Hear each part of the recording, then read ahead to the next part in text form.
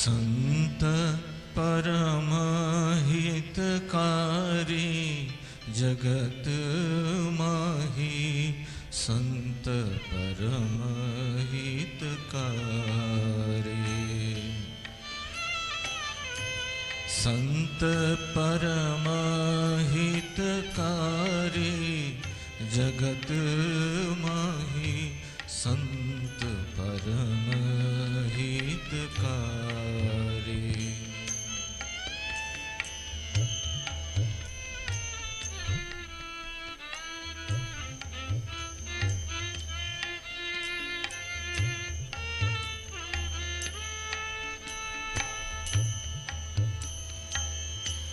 प्रभु पद प्रगट करावत प्रीति, प्रभु पद प्रगट करावत प्रीति, भरम मिटावत भारी।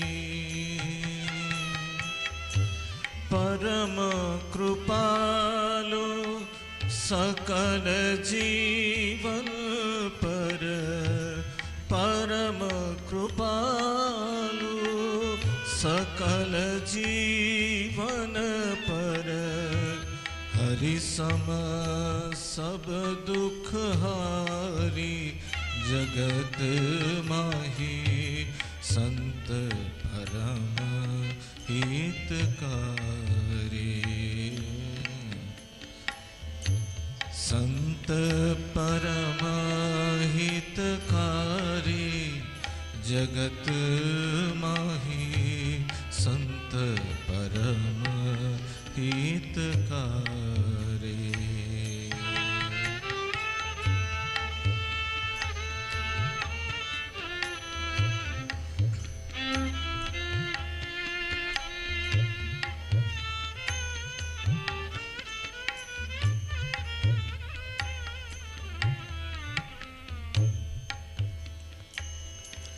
त्रिगुणातीत फिरत तन त्यागी, त्रिगुणातीत फिरत तन त्यागी, रीत जगत से न्यारी। ब्रह्मानंद संतन की सोबत, ब्रह्मानंद संतन की सोबत, मिलत है प्रगट मुरारी जगत माही, संत परम हितकारी। संत परम हितकारी जगत माही, संत परम हितकारी,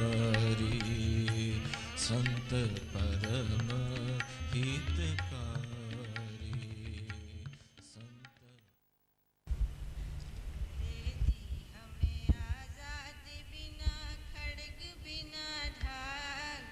साबरमती के संत तूने कर दिया कमाल, रघुपति राघव राजा राम। आंधी में भी जलती रही घांधी तेरी मशाल, साबरमती के संत तूने कर दिया कमाल, रघुपति राघव राजा राम। धरती पे लड़ी तूने अजब ढब की लड़ाई, दागी न कहीं तोप न बंदूक चलाई, दुश्मन के किले पर भिन की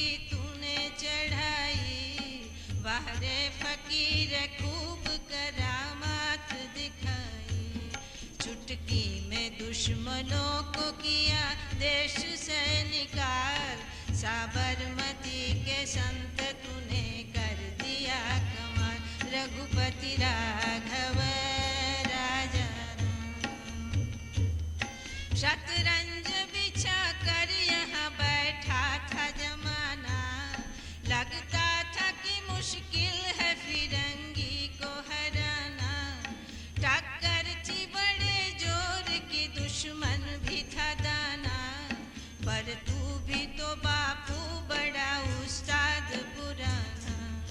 मारा वो कस के दाव की उल्टी सभी की चाल, साबरमती के संत तूने कर दिया कमाल। रघुपति राघव राजा राम। जब जब तेरा भी गुल बजा जवान चल पड़े, हिंदू व मुसलमान सिख पठान चल पड़े। कदमों पे तेरे कोटि कोटि प्राण चल पड़े। फूलों की सहज छोड़ के दौड़े जवाहरलाल, साबरमती के संत तूने कर दिया कमाल। रघुपति राघव राजा राम। मन में थी अहिंसा की लगन, तन पे लंगोटी, लाखों में घूमता था लिए सत्य कसौटी। वैसे तो देखने में थी हस्ती तेरी छोटी, लेकिन तुझसे झुकती ही हिमालय की चोटी। दुनिया में तू बेजोड़ था, इंसान बेमिसाल, साबरमती के संत तूने कर दिया कमाल। रघुपति राघव राजा राम। जग में कोई जिया है तो बापू तू ही जिया। तूने वतन की राह पे सब कुछ लुटा दिया।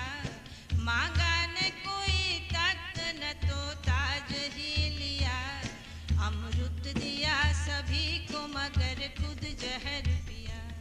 जिस दिन तेरी चिता जली रोया था महाकाल, साबरमती के संत तूने कर दिया कमाल। रघुपति राघव राजा राम। रघुपति राघव राजा राम।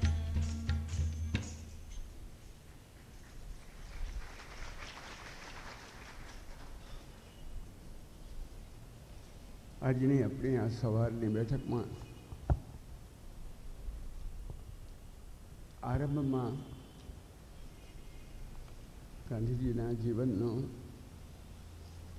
એક એવો કાળ લેવાના છીએ કે જે તમારામાંથી ઘણા ખરાના કાં આ વર્ષે કાં આવતે વર્ષે એ વધુમાં વધુ 2 વર્ષ પછી આવવાનો છે.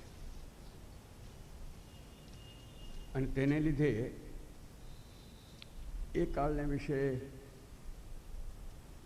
વિદ્યાર્થી લોકો જો જરાક ઊંડાણથી સમજી લે તો એમને બહુ ઉપયોગી થાય એવો કાળ છે. આપણે ગાંધીજી કાયમને માટે આફ્રિકા છોડી અને ભારતમાં આવીને વસ્યા અને પછી એમણે જે કંઈ કામો કર્યા તે આફ્રિકા છોડીને ભારતમાં આવીને વસવાનો કાળ એટલાનો જ અત્યારે હું ઉલ્લેખ કરું છું.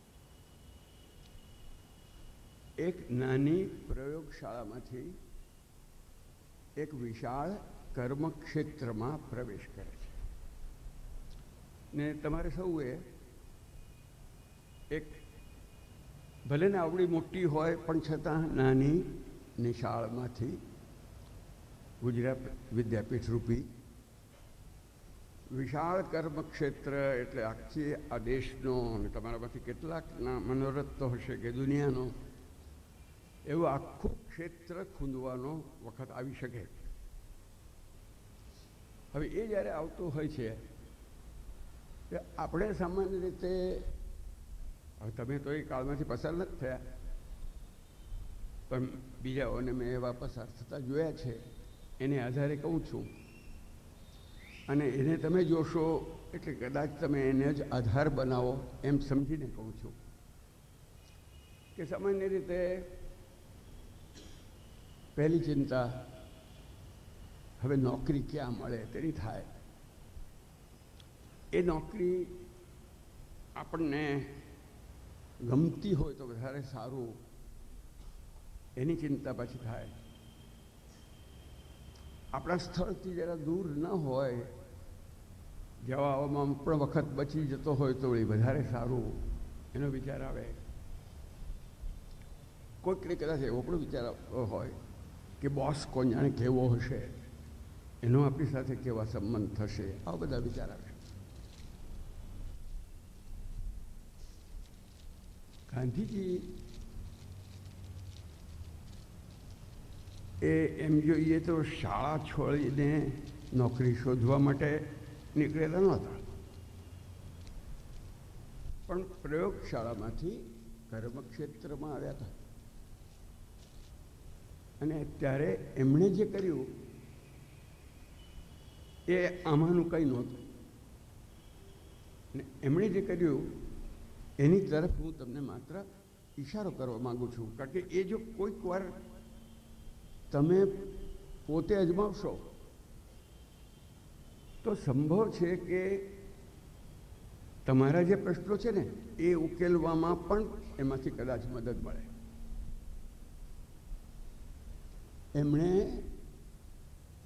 આ પ્રશ્નો જે કંઈ હતા એ સૌથી પહેલાં પોતાના અંતરમાં વાળ્યા. પાછળથી વાપરેલો એમનો એક શબ્દ, એમનો એક પ્રયોગ છે, અંગ્રેજીના એક લેખમાં એમણે લખેલો, પણ એ આખા જિંદગીમાં એમને એ પ્રયોગ કામ લાગેલો છે. Turning the search light within. પ્રકાશ છે તે જરા અંતરમાં પ્રવેશ કરાવો. ગાંધીજી અંતર્મુખ થયા. જ્યારે આપણી સામે કોઈ કોયડો આવતો હોય તો પેલો કોયડો કેવો ભયાનક છે કે કેવો ગૂંચવાડા ભરેલો છે કે કેવો અઘરો છે એમ જોવાનું સ્વાભાવિક હોય, પણ છેવટે એનો ઉકેલ, એક કોયડો ઉકેલવા માટે આપણી કેટલી તૈયારી છે એની પર આધાર રાખવાનો છે. એટલે કોયડો જ્યારે આવતો હોય ત્યારે પહેલો પ્રશ્ન પોતાની જાતને પૂછવું. એમણે વિચાર કર્યો કે 20 વર્ષ રહેવાનું થયું, એમ જોઈએ તો 21, કારણ કે 1 વર્ષ વચ્ચે ભારતમાં ગાળી ગયેલા.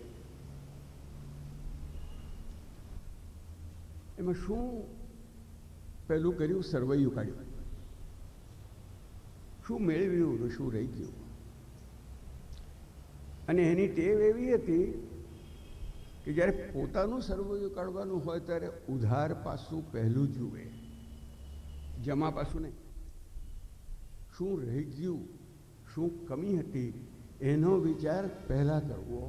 અને જો આપણે પોતાનો પાસું એ જો કહીએ તો કદાચ એમાંથી એ પાસું થોડું મજબૂત કરવાની તાકાત પણ આપણને મળે.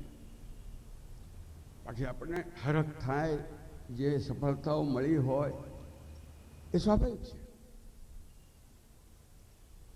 અને એ હરખ આપણને થોડા આગળ વધારી જાય એ પણ સ્વાભાવિક છે. પણ જો પોતાની કમજોરીને પણ સમજીને આપણે આગળ વધીએ તો એ આગળ જવામાં કદાચ પેલા હરખનો પણ ઉપયોગ છે જીવનમાં, પણ આનો ઉપયોગ એના કરતાં પણ કદાચ વધારે નક્કર હોય.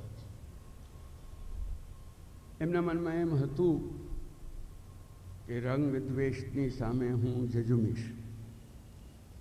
એમના મનમાં એમ હતું કે કમસે કમ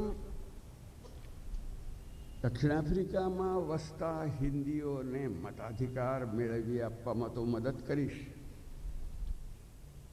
રસ્તે ચાલતા કોઈ માણસને ફૂટપાથ પર ચાલે છે એટલે ધક્કો મારીને ફેંકી નહીં દે એવી અવસ્થા તો કદાચ થશે. આમાંથી એકેય વસ્તુ કરીને ગયા નહોતા. બધી જ વસ્તુઓ બાકી હતી. રંગભેદ ગયો નહોતો. હિન્દુસ્તાની લોકોને મતાધિકાર મળ્યો નહોતો. ગિરમિટીયાઓની ગિરમિટ પ્રથા પણ મટી નહોતી. જાઉં જાઉં થઈ રહી હતી પણ મટી નહોતી. અને બધા શહેરોમાં નહીં પણ કોઈક શહેરોમાં તો ફૂટપાથ પરથી ભારતીયોને ચાલવાનો અધિકાર પણ મળ્યો નહોતો. કેટલાકમાં મળ્યો હતો, કેટલાકમાં નહોતો. આ એણે જોયું કે ભાઈ આપણું આટલું તો નથી થયું. પણ બીજી બાજુથી જે છેલ્લા 2 કાયદાનો વિરોધ કરીને છેલ્લો સત્યાગ્રહ એમણે કર્યો હતો, એ બંને કાયદાઓ ગયા હતા. એક કાયદો કે હિન્દુઓના ને મુસલમાનોના, પારસીઓના, શીખોના એમના લગ્ન ભારતમાં પોતપોતાના ધર્મના રિવાજ મુજબ થયા હોય તો પણ તે દક્ષિણ આફ્રિકામાં માન્ય રહ્યા. એમનો બીજો એક વિચાર એ હતો કે કમસે કમ આ ગિરમિટિયા લોકોનો 3 પાઉન્ડનો કર તો જવો જોઈએ, તે પણ ગયો. આ તો 2 વસ્તુઓ બહારની થઈ. આપણે જાણીએ છીએ એમણે કેટલું વિચાર્યું છે એ ખ્યાલ નથી કે જે ઇંગ્લેન્ડમાં હતો ત્યારે પોતાનું હાથે લખેલું ભાષણ વાંચવામાં પણ જેને ચક્કર આવતા હતા, એ માણસ 3000 માણસોની કૂચ લઈને એને નેતૃત્વ આપતો થઈ શકે એટલી તાકાત લઈને એ જતા હતા. પ્રશ્નના ઉકેલ કેમ શોધવા? દુનિયા આખીને અત્યાર સુધી પ્રશ્નોના ઉકેલના 2 રસ્તાઓ મળતા.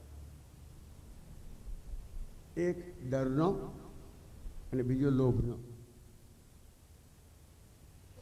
શાળાની અંદર આ 2 ઉકેલ થાય છે. કાં પરીક્ષામાં નાપાસ થઈશ એ ડરનો, તો પુરસ્કાર મળશે એ લોભનો. ધર્મસ્થળોમાં પણ એ જ 2નો ઉપયોગ થાય છે. કાં નરકનો, કાં સ્વર્ગનો. સારું સારું કામ કરશો તો સ્વર્ગમાં જશો, અને પાપ કરશો તો નરકમાં જશો. પણ આ 2 જ ગુણો. લશ્કરમાં કાં ચાંદ મળે, કાં મિલિટરી કાયદા મુજબની સજા મળે. જીવનના કેટલાય ક્ષેત્રો જોઈએ તો આખી દુનિયાની પાસે આ 2 જ ઉપાયો દેખાતા હતા પરિવર્તન કરવા માટે કે આગળ વધવા માટે. કાં બીક અને કાં લોભ. આ માણસ એક ત્રીજો ઉપાય શોધીને જતો હતો કે જેમાં બીક ન વાપરવી પડે, જેમાં લોભ ન વાપરવો પડે, જેમાં પ્રેમ વાપરવાનો હોય, જેમાં સમજૂતી વાપરવાની હોય, અને જેમાં જરૂર પડે તે પોતાની જાત પર કષ્ટ વેઠવાનું હોય. એનું નામ એણે સત્યાગ્રહ. આ સત્યાગ્રહની ભેટ લઈને આ માણસ જઈ રહ્યો હતો. એના જમા પાસાનું સૌથી વધારે મોટી વિગત એ હતી. આવો વિચાર કરીને એ જાય છે. આફ્રિકા હતા ત્યારથી જ એને નિમંત્રણ મળી ચૂકી છે. રવીન્દ્રનાથ ટાગોરનું. એમે મોટા કવિ હતા, ઘણા ઉત્તમ કાવ્યો એમણે પહેલાં પણ લખ્યા હતા. પણ 1913માં એમને જ્યારે નોબેલ પ્રાઇઝ મળ્યું ત્યારે આખા વિશ્વમાં એ જાણીતા થઈ ગયા. અને એમણે નિમંત્રણ આપ્યું હતું કે તમે જ્યારે આવો ને પછી તમારે જ્યાં તમારે રહેવું હોય તો રસજો, પણ શરૂઆતમાં તમારા આશ્રમના છોકરાઓ પણ તમારી સાથે એ લોકોને મારે ત્યાં રાખજો. એટલે એમને ત્યાં જઈને રહ્યા. એમને બીજી જગ્યાએની પણ ઓફર હતી, પણ એમણે વિચાર કર્યો કે ના, આપણે આમની પાસે. હું એમ માનું છું એ પણ એક બહુ મોટો સંજોગ હતો. ગઈ સદીના આ દેશના સૌથી મહાન 2 પુરુષો ને એકબીજાની સત્સંગતિ એમાં લાગી. અને બંને એકબીજાને ની ઉપર અસર પણ પાડી. એ શરૂઆતના જ ગાળા એટલે 6-8 મહિનાની અંદર 3 વાર શાંતિનિકેતનમાં ગાંધીજી ગયા. એમના ભાઈ ભત્રીજાઓ ને બધા હતા, એમને જોવા તો ગયા હશે, પણ રવિન્દ્રનાથ જેને એમણે શાંતિનિકેતનના વિદ્યાર્થીઓને અધ્યાપકોની માફક ગુરુદેવ કહેવાનું શરૂ કરી દીધું હતું, એ ગુરુદેવને ભેટો કરવાને માટે પણ એ જતા હતા. એમણે પહેલાં ભેટ આપી કે એમણે બધું જોયું કે એમણે કહ્યું, ગુરુદેવ જો આપની રજા હોય તો અમારી ફિનિક્સ વસાહતમાં કે ટોલ્સ્ટોય ફાર્મમાં અમારો એક ક્રમ હતો, તે મુજબ અમે કરીએ, આપને રજા હોય તો. નહીં તો હું કંઈ આપના પ્રયોગમાં કોઈ જાતનું ફેરફાર કરાવવા માગું છું કે વિઘ્ન નાખવા માગું છું નહીં. અમે લોકો ઘણા કામો એવા છે કે જે જાતે કરીએ છીએ, જે અમે આ શાંતિનિકેતનના આશ્રમમાં એ નોકરો દ્વારા થાય છે. એટલે આપની રજા હોય તો અમે આ કરીએ. હવે ગુરુદેવ એ શિક્ષણના પ્રયોગવીર, એને થયું કે આ માણસ આવ્યો છે, એમના કરતાં તો નાનો ઉંમરમાં, પણ એને પણ કંઈક પ્રયોગ કરવો છે ને એને પ્રયોગનું કોઈ ક્ષેત્ર જોઈએ છે, તો કે કરો, અહીંયા કરી જુઓ, તમે જુઓ જે થાય કરવું. એટલે લોકોએ ઝાડુ વાળ્યું, પીરસવાનું કામ લીધું, રાંધવાનું કામ લીધું. રવિન્દ્રનાથ ટાગોર, આપણે તો અત્યારે ગાંધી કથા કરીએ છીએ, પણ રવિન્દ્રનાથ વિશે હું એટલું તો કહી દઉં, બહુ સારી રસોઈ કરતા એમને આવડે. અને એનું એક કારણ તો એ હતું કે એને જે કંઈક કરતા આવડતું હતું તે સારું જ કરતા આવડતું. એનો આગ્રહ જ એ હતો કે જે કંઈ કરવું એ પરફેક્ટ, એટલે રસોઈ કરવી તો પણ એ સારી કરવી, એવો એનો આગ્રહ. ફોટો પડાવવો તો સારો પડાવવો, 3 બાજુ 3 મોટા મોટા અરીસા રાખીએ, વચ્ચે ઊભા રહીને આમથી કેમ દેખાવું છું, પાછળથી કેમ દેખાવું છું, સામેથી તો નહીં, પણ આ બીજી બાજુથી કેવી રીતે દેખાવું છું એટલું જોઈને ફોટા પડાવવા. આ ફોટાની બાબતમાં ગાંધીનું એના કરતાં ઉલટું. પણ છતાં છેવટે ટેવાઈ એટલા ગયા હતા. હમણાં બીબીસીનો મારી પર બીબીસીના કોઈ પ્રતિનિધિનો ટેલિફોન આવ્યો કે ભાઈ અમારે ગાંધીજીની વિશે એ લોકોની ભાષામાં કહેવાય એક સ્ટોરી કરવી છે. તે શું? The most photographed man on earth, જેને વધારે ફોટા પડ્યા હોય એવા માણસને વિશે તે ગાંધી, એટલે અમે આપનો ઇન્ટરવ્યૂ લેવા માંગીએ છીએ. મેં કહ્યું તો થોડા વખતની અંદર કદાચ અમિતાભ બચ્ચન પણ એ બની શકે, એમાં કંઈ કોઈ કામ એવું નથી કે ગાંધીને જ એનો રેકોર્ડ તો ગમે ત્યારે તૂટી શકે, અથવા તો સચિન તેંડુલકરના પણ વધારે ફોટાઓ પડી શકે. પણ પેલા લોકોને એવું લાગ્યું આ માણસને વધારે ફોટો, ચાલો આપણે એને વિશે કંઈક ને કંઈક રીતે ગાંધીની કંઈક ને કંઈક ચર્ચા બીબીસીમાં ચાલ્યા કરવી જોઈએ. એ એમની જે ભૂખ છે તે આ રીતે એ લોકો પૂરી કરે. વિષય એ આપણો નથી, પણ આવી માંગણી કરીને એમણે કહ્યું કે સારું એ કરો. જેટલા દિવસ ગાંધી રહ્યા એટલા દિવસ સારું ચાલ્યું, અને પછી ગયા એટલે શેઠની સુખામણ ઝાંપા લાગી. આજે શાંતિનિકેતનમાં દર વર્ષે એકવાર જે દિવસે ગાંધીજી શાંતિનિકેતનમાં જઈને આ પરંપરા શરૂ કરી હતી, તે દિવસે સ્વાવલંબી જીવનનો પ્રયોગ ચાલે. તે દિવસે બધા નોકરોને રજા. આપણે પણ ગાંધી જયંતિને દિવસે એવા ઘણા કામો કરીએ છીએ કે જે આખા વર્ષ કરવા જોઈએ, એક જ દિવસ પસંદ કરીને કરતા હોઈએ છીએ. તેમ આ લોકો પણ વર્ષમાં એક દાડો. પણ પહેલાંએ પણ ગાંધીને કંઈ ઓછું નથી. લોકો જે જાણે છે તે એટલું જ જાણે છે કે એમણે એમને મહાત્મા કહ્યા. એક પહેલાં જેમ ગુરુદેવ કહ્યા તેમ એમણે મહાત્મા કહ્યા. ઘણા લોકોના મનમાં એ ભ્રમ છે કે સૌથી પહેલાં ગાંધીજીને મહાત્મા કહેનારા રવિન્દ્રનાથ ટાગોર હતા, પણ એ વાત બરાબર નથી. દક્ષિણ આફ્રિકા તેઓ હતા ત્યારે એક સજ્જને એમને કાગળ લખ્યો હતો તેની અંદર એમણે મહાત્મા કરીને સંબોધન કર્યું હતું. અને ત્યાર પછી ગોંડલના રાજાએ એ જે ભારતમાં આવ્યા ત્યાર પછી એમને જે એક માનપત્ર આપ્યું, તે માનપત્ર જે એક જેતપુરના ભાઈએ એને તૈયાર કર્યું હતું. મને લાગે છે કે પેલા જેતપુરના જ ભાઈએ પત્ર પણ લખેલો, પણ એ જેતપુરના ભાઈએ એને મહાત્મા કહ્યા હતા. ત્યાર પછી મહાત્મા કહેનારા ગાંધી પણ કદાચ આ દેશમાં મહાત્મા તરીકે સ્વીકારાયા હોય તો એની વાત એ પછી આ જ બેઠકમાં કરવાનો છું, પણ તેના પહેલાં નહીં. પણ એ એમણે આપેલી મોટી વાત નહોતી.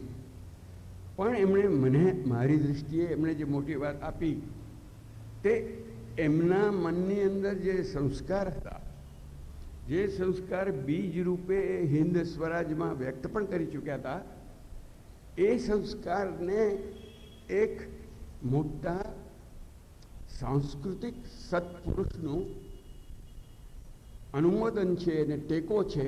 એ ટેકાનો ભાવ આપ્યો અને તે ભારતની સંસ્કૃતિ એટલે શું છે એની એમણે પરખ.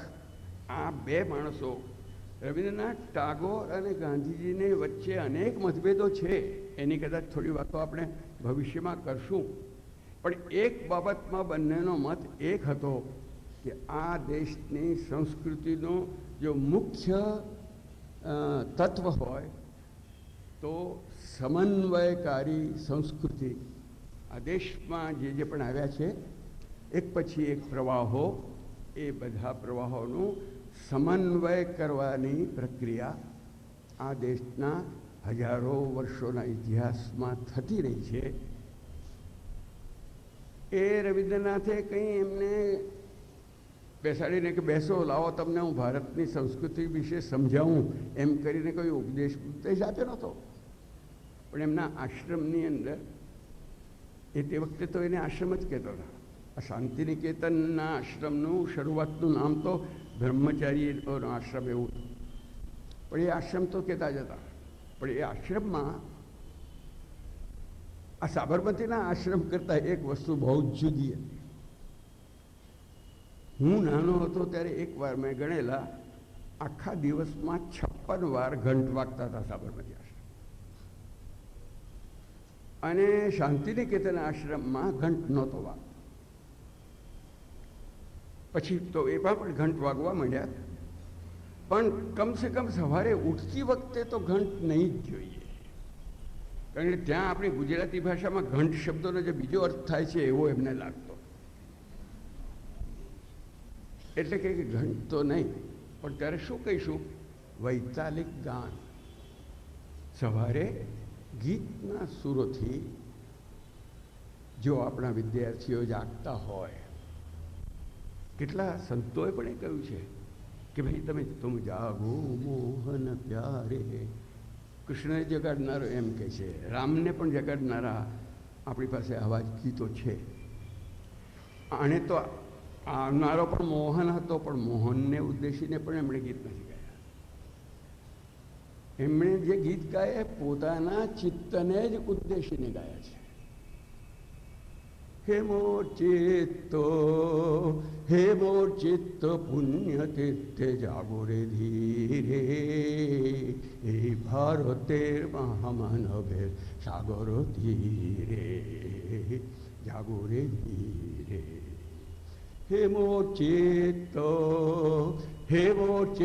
પુણ્ય તીર્થે જાગો રે ધીરે, એ ભારતેર મહામાનવે સાગર ધીરે, જાગો રે ધીરે. તે દિવસે મેઘાણીની જયંતિને દિવસે મેઘાણીમાં તમને લોકોને કેટલો રસ છે એની મને સમજણ પડી છે. એટલે મેઘાણીએ આનો અનુવાદ કર્યો છે. મૂળ જ આ કાવ્ય બહુ લાંબુ છે, પણ અનુવાદ એનાથી પણ વધારે લાંબો છે. એ તમે લોકો શોધી કાઢજો, હું એને તમને સંભળાવવાનો.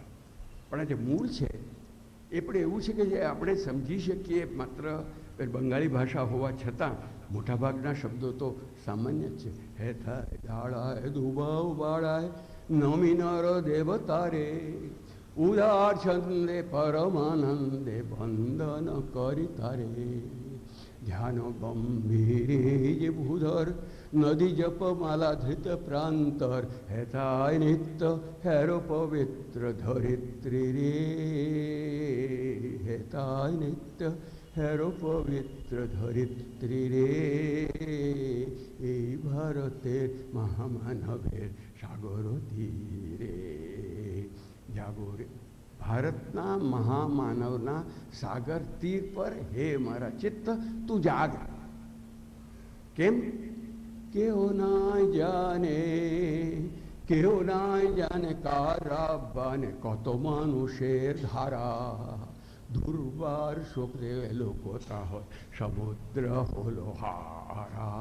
কত মানুষের ખબર નથી કેટલા કેટલા કેટલા લોકોની ધારા આ માનવ મહાસાગરમાં આવી આવીને બળી.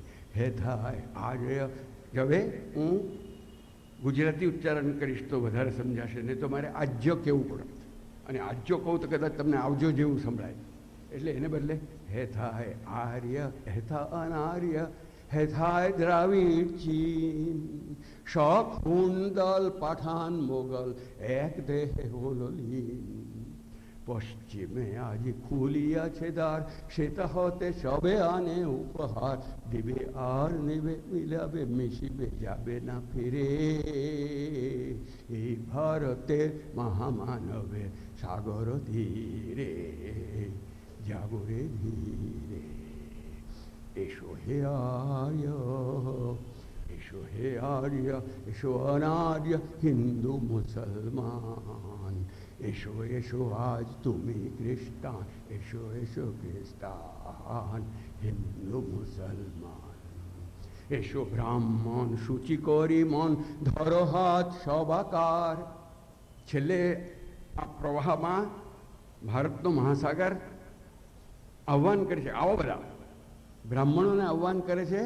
એસો બ્રાહ્મણ સૂચિ કરી મન ધરો હાથ સબાકાર, તમે આવો પણ મનને જરા ચોખ્ખું કરીને આવજો. બ્રાહ્મણોને વિનંતી કરે છે. કેમ? તો ધર્મને ચોખ્ખું કરી ધરો હાથ, બધાના હાથ ધરજો.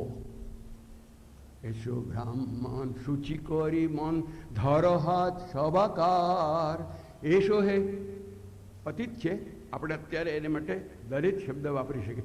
એસો હે દલિત હો કપનિત સબ અપમાન ભાર. દલિત પણ આવો, પણ અપમાનના જે ભાર માથા પર છે એ બધાને કાઢીને આવો. બ્રાહ્મણને કહે છે મનને શુદ્ધ કરીને આવો. એસો બ્રાહ્મણ સૂચિ કરી મન ધરો હાથ સબાકાર. એસો હે પતિત હો કપનિત સબ અપમાન ભાર. કેમ?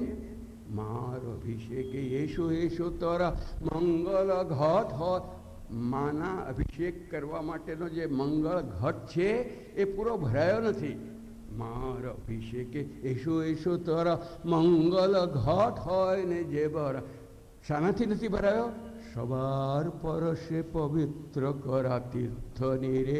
સૌના સ્પર્શથી પવિત્ર બનેલા તીર્થ નીરથી આ ઘટ પૂરો ભરાયો નથી. સવાર પરશે પવિત્ર કરા તીર્થની રે. આખી કવિતામાં ને વચલી એક લાંબી કડી મેં છોડી દીધી છે. આખી કવિતાની અંદર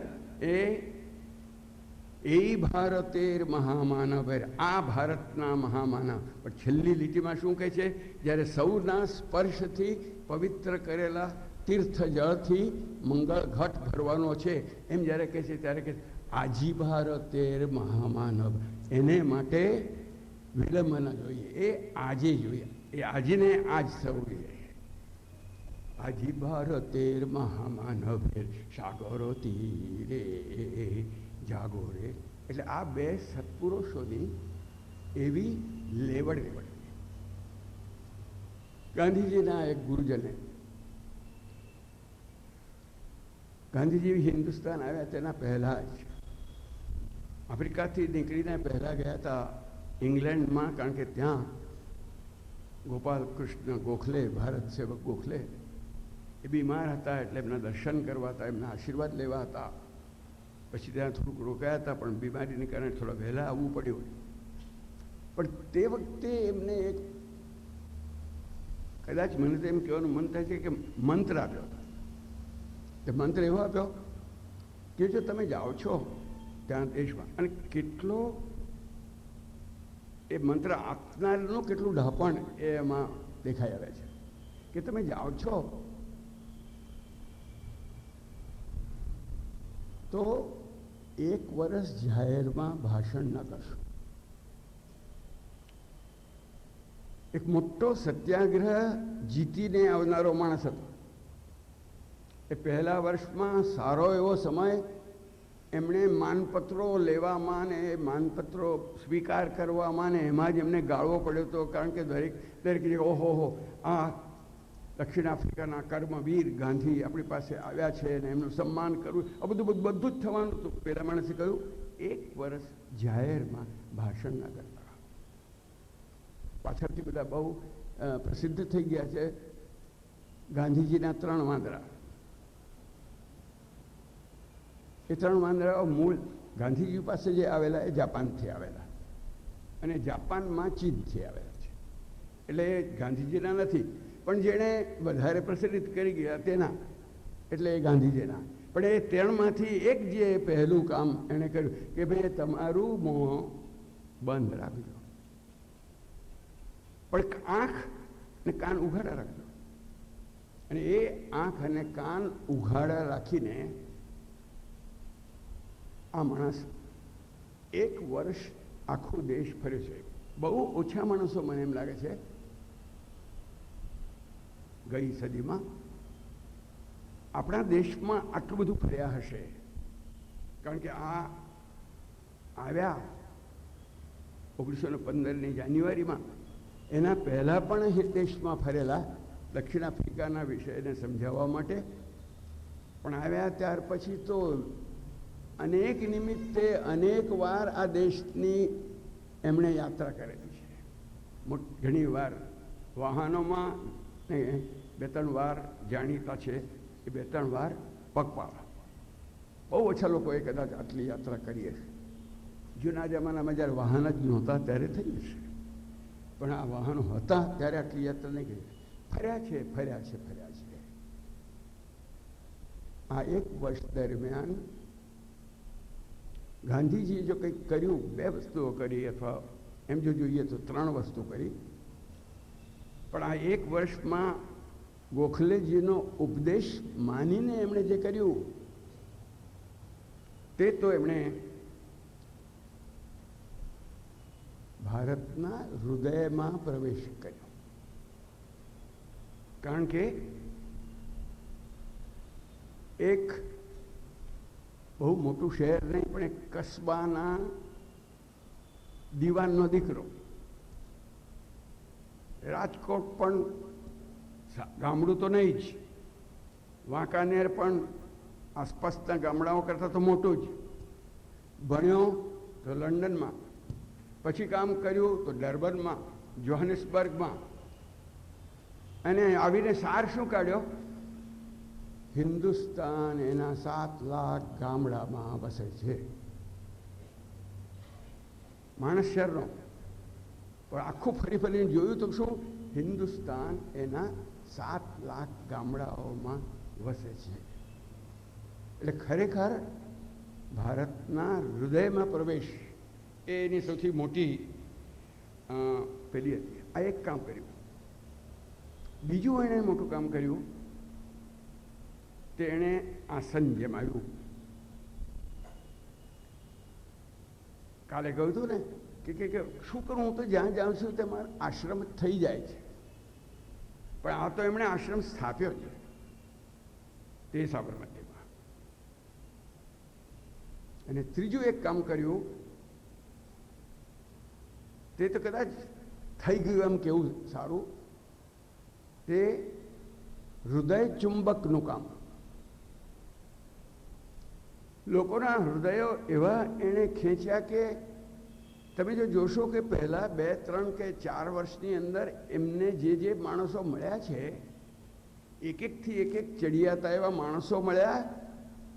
અને એવા માણસો મળ્યા કે જેમણે આખી જિંદગી એ જ એમની સાથેના જ કામ કર્યા, અને ગાંધીજીના ગયા પછીની જિંદગીમાં પણ એ લોકો એ જ કામ કર્યા. એવા લોકોને ખેંચી. આવા 3 મુખ્ય કામ એમણે કર્યા. સાબરમતીમાં અનેક વસ્તુ હતી. એની કેટલીક વાતો આપણી સંગીત ટુકડી આપણને સંભળાવશે. તમારી પાસે ચોપડી છે એટલે એને સમજાવવાની જરૂર નથી. PAN number 27. જ્યાં સાબરમતીના નીર વધામણી આપે, ત્યાં બાપુ આશ્રમ સ્થાપે. જ્યાં કુર્તા સામે સસલું ખડું પ્રતાપે, ત્યાં ગાંધી આશ્રમ સ્થાપે. ત્યાં ગાંધી આશ્રમ સ્થાપે. જેની ઉત્તરાદે કારાગાર, દક્ષિણે દુધેશ્વર મૃત્યુ દ્વાર, ને પૂર્વે ધમધમતા પડકાર. જ્યાં દશે દિશાઓ રે, નિર્ભયતા પાઠ પઢાવે. જ્યાં નિર્ભય આશ્રમ સ્થાપે. જ્યાં નિર્ભય આશ્રમ સ્થાપે. જ્યાં ઇન્દ્ર તણા વજ્ર કાજે, દેવો તાપસ અસ્કિયા છે. ને વિશ્વ શાંતિ કે રે અર્થે, મલકાતે મુકડે રે. તજજી નિજ આહુતિ આપે. ત્યાં તાપસ આશ્રમ સ્થાપે. ત્યાં તાપસ આશ્રમ સ્થાપે. જ્યાં સત્ય અહિંસા ભેળા થઈ, સત્યાગ્રહ રૂપે પ્રગટ થઈ. સ્વેચ્છાએ કષ્ટો સઘળા સહી. જ્યાં જાત જીતીને રે, સૌ આત્મ પ્રતિષ્ઠા સ્થાપે. આત્માર્થી આશ્રમ સ્થાપે. આત્માર્થી આશ્રમ સ્થાપે. જ્યાં કામ કરે સૌ હાથે રે, દુઃખમાં સૌએ સંગાથે રે. સુખ સૌ માણે છે સાથે રે, સૌ એક જ આવતરે. હરિભજનો નિત્ય જાપે. ત્યાં યોગી આશ્રમ સ્થાપે. ત્યાં યોગી આશ્રમ સ્થાપે. શ્રમ પર ઊભો આ આશ્રમ છે. ભીતરને હાર પરાક્રમ છે. ગુણ વિકાસ કેરો અભિક્રમ છે. જ્યાં માનવ મૂલ્ય રે, બહુમૂલો સમાજ સ્થાપે. શૂરા ત્યાં આશ્રમ સ્થાપે. શૂરા ત્યાં આશ્રમ સ્થાપે. આનંદ ઉછળતો છોડે રે, ગીતો ગુંજે કલ્લોલે રે. જ્યાં જીવન ચડે ખિલોળે રે, આત્મા ઉલ્લાસે રે. જ્યાં વિશ્વની સ્થિતિઓ માપે, વિશ્વાસના આશ્રમ સ્થાપે. શૂરા ત્યાં આશ્રમ સ્થાપે. ત્યાં દેવી આશ્રમ સ્થાપે. આત્માથી આશ્રમ સ્થાપે. ત્યાં તાપસ આશ્રમ સ્થાપે. ત્યાં નિર્ભય આશ્રમ સ્થાપે. ત્યાં ગાંધી આશ્રમ સ્થાપે.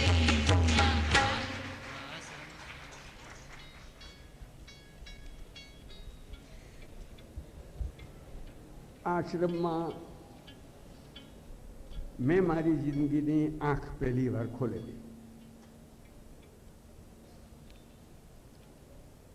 અને આ અને સેવાગ્રામ બંને મળીને તમારામાંથી ઘણા લોકોની જેટલી ઉંમર થઈ છે એટલી મારી ઉંમર થયેલી. 23 વર્ષનું થયું. અને આ બધા આમાં જે વર્ણનો કર્યા છે એ આશ્રમમાં હતા. પણ મારો ભાવ જો એ આશ્રમ અંગેનો કોઈ હોય વધારેમાં વધારે તો છેલ્લી કડીમાં છે. મને ત્યાં આગળ ઉલ્લાસ ઉલ્લાસ ઉલ્લાસ જ દેખાયો છે. છગનલાલ જોશીનો દીકરો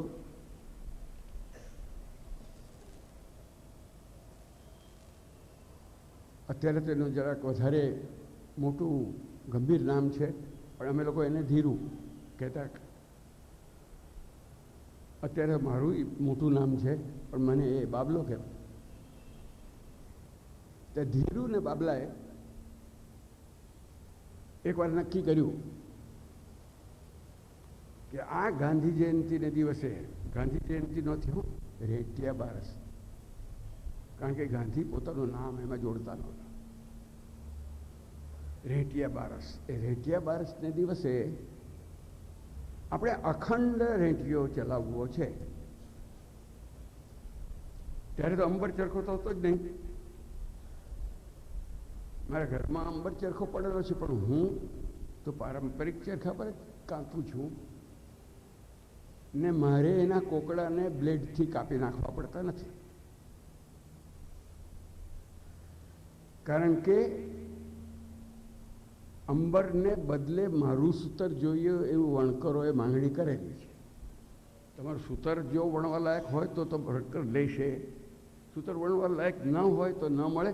પણ વણાટની વ્યવસ્થા કરવી પણ જોઈએ જ, એ બાબતમાં મારા મનમાં કોઈ શક નથી. વણાટની પણ વ્યવસ્થા કરવી જોઈએ.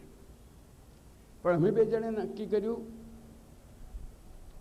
બનતા સુધી એની ઉંમર 8 કે 9 ને મારી ઉંમર 6. અમે બે નક્કી કર્યું કે 24 કલાક અખંડ રેડિયો ચલાવીશું. એટલે 3 કલાકનો વારો, અને 3 કલાક પૂરા થવાના હોય અને 2 કલાકને 55 મિનિટ થઈ હોય ને બાબલાનો રેડિયો ચાલતો હોય, એટલામાં ધીરું આવીને પાસે ગોઠવાઈ જાય અને એને રેડિયો શરૂ થઈ જાય. એનો રેડિયો શરૂ થયેલો જોઉં એટલે ત્યાર પછી બાબલો રેડિયો બંધ કરે. અને એ રાત્રે પણ, અને મળીને આખા 24 કલાક આમ રેડિયો ચલાવેલો. હરીફાઈ તો હતી તે વખતે, પણ મોટે ભાગે પોતાની જાત સાથેની હરીફાઈઓ હતી. અમે પણ રમતો રમતા હતા, ને તમે રમો છો એવી રમતો તો ખૂબ રમ્યા છીએ, પણ બીજી પણ કેટલીક રમત રમતા હતા જે આજે એને તો 73, 74 કે 75 વર્ષ થઈ ગયા છે, પણ તે પણ છતાં મને યાદ છે. તે આપણે લોકો, તો તમે લોકો સાબરમતી નદીમાં પણ નાહતા પણ નથી, એટલા માટે કે સાબરમતી નદીનું પાણી જ નાહવા લાયક રહ્યું નથી. પણ અમે તો સાબરમતીમાં નાહતા હતા ત્યારે ડૂબકી મારીએ તો કેટલું વધારે પાણીની અંદર રહેવાય એમ જે કરતા હતા, તેમ કોણ કેટલો લાંબો વખત મૌન રાખી શકે એ અમે 6, 7, 8 વર્ષની વખતે એની અમે હરીફાઈ કરતા. હવે આ તો એક ગમત જ હતી, પણ એનો લાભ મને ઘણીવાર હમણાં મળતો હોય એવું દેખાય છે કે ઘણો વખત મારી જાત સાથે જ જો વાત કરવી હોય તો એ વધારેમાં વધારે સારું. આપણે બીજા બધાની સાથે વાત કરી શકતા હોઈએ છીએ, પોતાની જાત સાથે જ વાત કરવાની વખત નથી રહેતો. એ જ વાત કરવામાં પણ આમાં ઉપયોગ થાય. એટલે ત્યાંની રમતોનો મેં થોડોક ખ્યાલ આપવા પૂરતું જ કહ્યું. આશ્રમની બહુ વાત મારે કરવી નથી. બિલકુલ શરૂઆતના દિવસોમાં ગાંધીજી પોતે ત્યાં આગળ શાળ પર બેસીને ચલાવતા હતા. વિનોબાજીએ ત્યાં આગળ એ શાળનો અને કાતરના ઉદ્યોગનો ઘણો વધારે પ્રયોગો કર્યા હતા. પણ એ બધા કરતાં વધારે કોઈએ પ્રયોગ કર્યા હોય તો તે મગનલાલ ગાંધીએ કર્યા. અને તેથી એમને ગાંધીજી ગુજરી ગયા. ગાંધીજીએ, મગનલાલ ગાંધી જ્યારે ગુજરી ગયા ત્યારે આશ્રમના પ્રાણ કર્યું. અને આ આશ્રમના પ્રાણ પણ સૌથી પહેલાં સરદાર પટેલે શબ્દ વાપર્યા હતા. અને ગાંધીજી એમ કહ્યું કે આ સરદારે કહ્યું છે એ બહુ સાચું છે, આના કરતાં વધારે યોગ્ય શબ્દ એ મગનલાલ ગાંધી વિશે હોઈ ના શકે એમ. પણ એવા અનેક પ્રયોગો, એટલે ગાંધીજીને એમ લાગતું કે મારા મનમાં છે ને હું નથી કરી શકતો, તે કામ જો કરતો હોય તો આ મગનલાલ કરે છે, મારો ભત્રીજો. આ માણસની એવી એક ખૂબી હતી કે એને એવા માણસો મળી જતા હતા.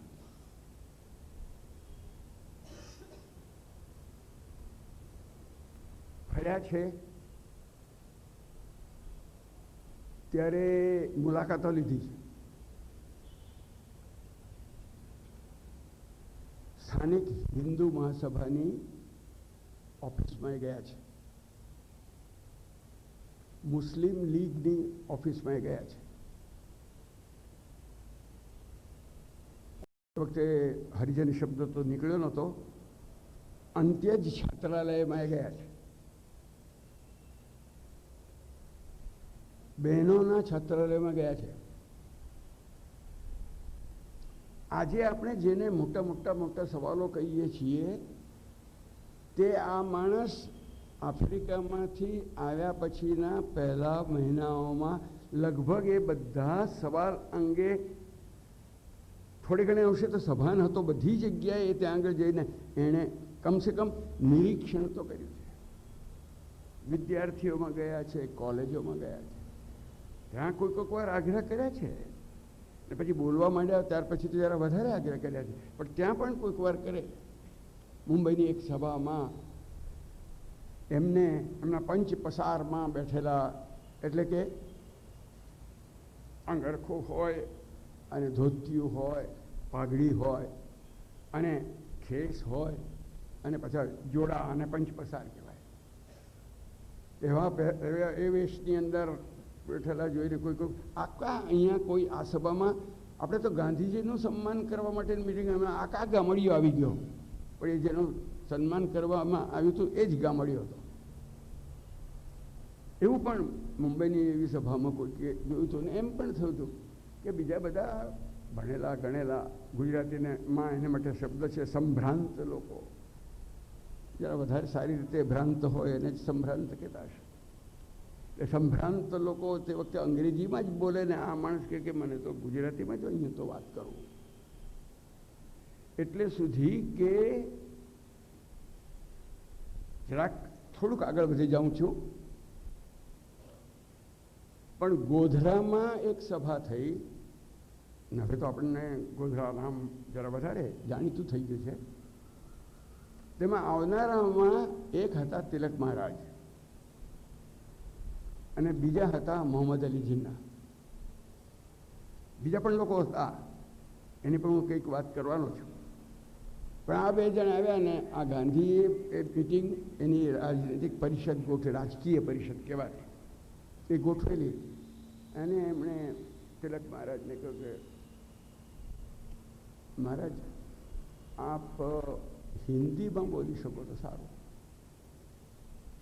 એ જાણતા હતા કે એમને ગુજરાતી નથી આવડતું, હિન્દીમાં બોલો. કે નહીં મને ભાવે કે મેં કોઈ દાડો હિન્દીમાં બોલ્યો નથી, અંગ્રેજીમાં જ. છેવટે બાંધછોડ થઈ અને ગાંધી એમ કહે છે કે મારી જિંદગીમાં મેં જેટલા સત્યાગ્રહ કર્યા છે એના કરતાં બાંધછોડ ઓછી નથી કરી. તેમાં એમણે બાંધછોડ કરી તો શું કર્યું, વારું આપ મરાઠીમાં બોલજો, અમે લોકો એનો અનુવાદ કરીશું, તમે મરાઠીમાં બોલો. મોહમ્મદ અલી જીન્નાની માતૃભાષા ગુજરાતી, એટલે એને કહ્યું કે તમારે તો ગુજરાતીમાં જ બોલો. એને કોઈ દિવસ બોલો નહીં, એના વિચાર પણ અંગ્રેજીમાં આવતા. એ બિચારા કેવી રીતે બોલે એને બહુ મુશ્કેલી. પણ ગાંધીજી કહે ના, અહીંયા તો આપણે ગુજરાતીમાં જ બોલવાનું. અને પાછળથી સરોજીની નાયડુએ ગાંધીજીને કાગળ લખ્યો છે કે હિન્દુ મુસલમાન એકતા કરવું જેટલું કઠણ છે એના કરતાં વધારે કઠણ કામ તમે આજે સિદ્ધ કર્યું મોહમ્મદ અલી જીન્ના પાસે ગુજરાતીમાં બોલાવ્યા. આવું સરોજીની નાયડુ એટલે મોહમ્મદ અલી જીન્નાને ની પ્રેમિકા, અત્યંત એને વિશે એને મનમાં બહુ જ માન હતું.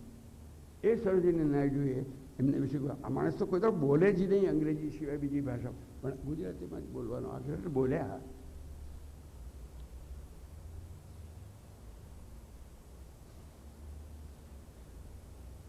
પેલી ગોધરાની સભામાં એક 25 બેઠેલું એવી ઉંમરનો એવો એક દંપતી એ પણ આવેલા. એ મારા માતા પિતા, એ લોકો પણ તે જ વખતે પહેલી વાર આવેલા. ઓહો, એના પહેલાં પણ આવ્યા હતા. તમે પણ આવ્યા છો? હા. બોલો ક્યારે જોડાવ છો? આપ કહો ત્યારે. અત્યારે પેલાને જો એણે પેલા એક કહ્યું તમે અત્યારે તૈયાર? હા અત્યારે. તો હું આગળ પ્રવાસમાં મારી સાથે આવશો? હા તમારી સાથે. આ આપણે ત્યાં આવ્યા નહીં તો ક્યારે આવો છો ને હા હા એવી જે વાત થતી હોય લગભગ એવી જ હળવાશથી થયેલી વાતમાંથી આ 50 વર્ષની જિંદગી જીવેલા માણસના બાકીના 25 વર્ષ એમાં ગયા. એક જ વાતમાંથી એના પહેલાં મૈત્રક થઈ ચૂકેલું. કેટલાક લોકોને જ્યોતિની સાથે ઓળખીને ખેંચેલા. સાધુ સુરેન્દ્રજી એ એમને વાત કરતા કે કંઈક 9-10 વર્ષના હશે અને કોઈ ઉત્તર પ્રદેશના એક ગામડામાંથી ગાંધીજી પસાર થયો, કોઈ મહાત્મા જવાના છે એમ ખબર, એટલે બધા જ લોકોને કહે આપણે બી મહાત્માને જરા જોતા જઈએ. એટલે કે છે કે જોતા આમ કરીને મારી સામે જોયા કરે કે એટલા નથી ઘણા મોટા હતા જોયા કરે અને આ પણ જોયા કરે એના મનમાં શું, એની આંખમાંથી કોણ જાણે શું જોયું. ક્યાં મેરે સાથ ચલોગે ને પેલા ચાલવા માંડ્યો. ગાંધીજીના ગુજરી ગયા પછી વર્ષો સુધી ગયા પણ એ ચાલતા જ રહ્યા ગાંધીને રસ્તે. બીજા એક માણસ એક બીજી રીતે આવ્યા હતા, પણ એ એવી રીત હતી કે જેનો ઉલ્લેખ આપણે આજે વિશેષ રૂપે કરવો જોઈએ. જાહેર ભાષણ એમણે આખા વર્ષના અંતે જ કર્યું. તે બનારસ હિન્દુ યુનિવર્સિટીના એક મકાનનો શિલારોપણનો પ્રસંગ હતો અને મહામના પંડિત મદન મોહન માલવીયજીએ એવા માણસ હતા કે જે વાઇસરોયને પણ બોલાવી શકતા હતા, કંઈ કેટલા રાજવીઓને પણ જેમણે બોલાવ્યા હતા, એની બેસન્ટ જેવા રાજનૈતિક મહિલાને પણ એમણે બોલાવ્યા હતા, અને ગાંધી જેવા નવા આવેલા આફ્રિકાથી આવેલા એક વિશેષ માણસ એવા એક માણસને પણ એમણે બોલાવેલા હતા. આ બધા જુદી જુદી જાતના બધા માણસોને ભેગા કર્યા હતા અને એ ભેગા કર્યા હતા તેમાં એમણે જે પ્રવચન કર્યું એ નવજીવન પ્રકાશને ગાંધીજીના સિલેક્ટેડ વર્ક્સ છાપ્યા. એમ તો ગાંધીજીના કલેક્ટેડ વર્ક્સ પણ છે 100 ગ્રંથોમાં, પણ સિલેક્ટેડ પસંદ કરેલા 6 જ ગ્રંથોમાં ગાંધીનું ઉત્તમમાં ઉત્તમ સાહિત્ય બધું આવવું જોઈએ. તેમાંથી એક પુસ્તક એવું છે કે એમના વ્યાખ્યાનોને પત્રોને એનું જ એક આખું પુસ્તક, તેની અંદર આ વ્યાખ્યાને સ્થાન મેળવેલું છે. એટલું મહત્વનું એ વ્યાખ્યાન. મહત્વ તો એનું હતું જ. બહુ કોઈ વાકપટુતાથી દેવાયેલું એ ભાષણ હતું નહીં.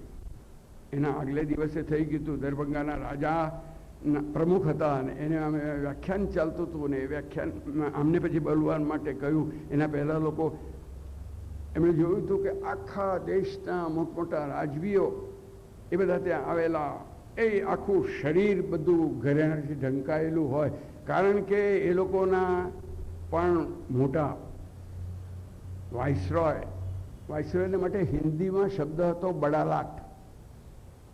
ત્યાં બડાલાટ સાહેબ આવવાના હતા એટલે બધા લોકોએ જાણે કે ઘરેણાનું પ્રદર્શન જ કરવાનું હોય એવી રીતે બધા પોતપોતે એક એક ફરતું પ્રદર્શન ત્યાં આગળ બધા આવીને ગોઠવાઈ ગયેલા પોતપોતાના આસનની પર. એ બધું એમણે જોયું અને આને ભાષણ પહેલાં તો 2-4 વાક્યો હિન્દીમાં જ કર્યા, પણ કહ્યું કે દુર્ભાગ્ય છે કે કાશી નગરીમાં મારે અંગ્રેજીમાં બોલવું પડશે.